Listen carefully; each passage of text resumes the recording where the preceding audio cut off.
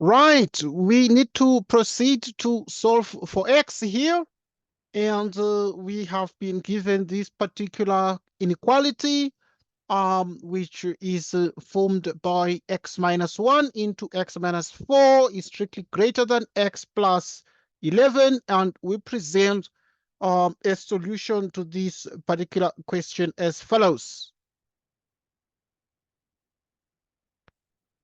Right, so we have exactly x minus 1 into x minus 4, and this is strictly bigger than x plus 11.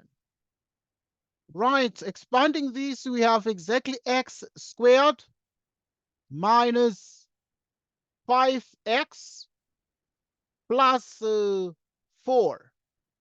This is strictly bigger than x plus 11. Transposing these two terms on the right actually gives exactly x squared minus 6x minus 7 is strictly bigger than 0.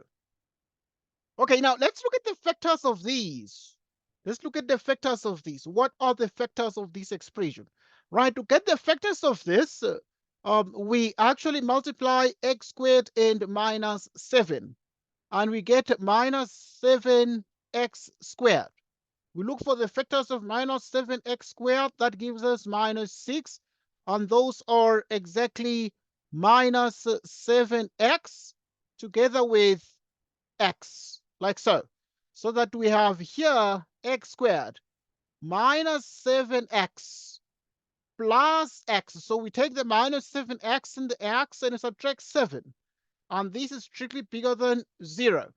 Factoring x, we have x into x minus 7 plus into x minus 7. This is strictly bigger than 0.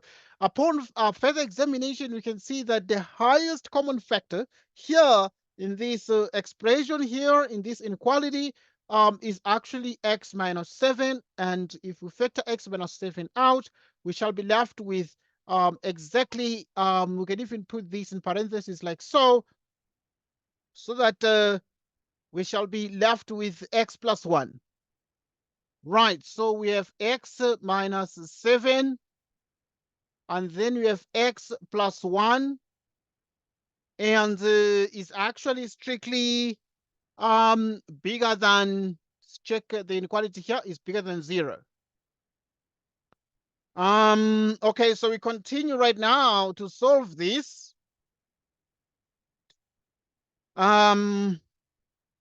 So now if we proceed to solve this, we have the following. Right, we have the critical values. Right, the critical values. And the critical values are x equals 7, x equals minus 1. So that in the end, what you have is x minus 7, x plus 1.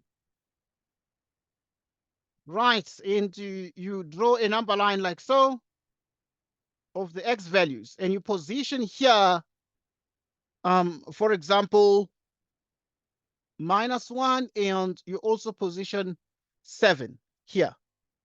Okay, right, you put a vertical line here like this, and you put another vertical line here like so. Right, to the left of, for example, to the left of minus 1, you can pick a random number like minus 2 minus that, which is a minus. Minus 2 plus 1, it's a minus.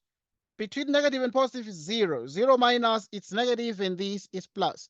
Bigger than 7 is a plus, and this is a plus. Okay, so in the end, what we have is the following. Right, just drawing a clear line here. Okay. After having drawn that line here, we proceed as follows. So you can actually just make things a bit neater, just a little bit. And obviously, this is your horizontal axis. and this is -1, and this is exactly 7. And then you have x minus 7 into x plus 1. Right. Now, if you multiply this, now because this multiplies x minus 7 to x plus 1, so you multiply negative by negative, and you get a plus. Right. You multiply negative by positive, and you have a negative, and you multiply the positive and positive, you have positive. Okay, so in the end, then we are looking for where this is greater than 0, and greater than 0 happens when x is, when you go to the left of -1, so when x is strictly less than -1, or when x is bigger than 7. So we have that. We have that. So we're good. X is less than -1, or x is bigger than 7, like this. Right, and these solutions can as well, so we have solved for x, and this is pretty much sufficient. Right, it's pretty much sufficient, but obviously these solutions can even be sketched on the real line. We can sketch these on the number line like so. Having -1 and 7 less than -1, you have this here. Bigger than 7, you have that there. So as a consequence, then these obviously are the solutions to the particular inequality, and we have solved this problem in detail. Thanks everyone for your attention and time, and goodbye to you.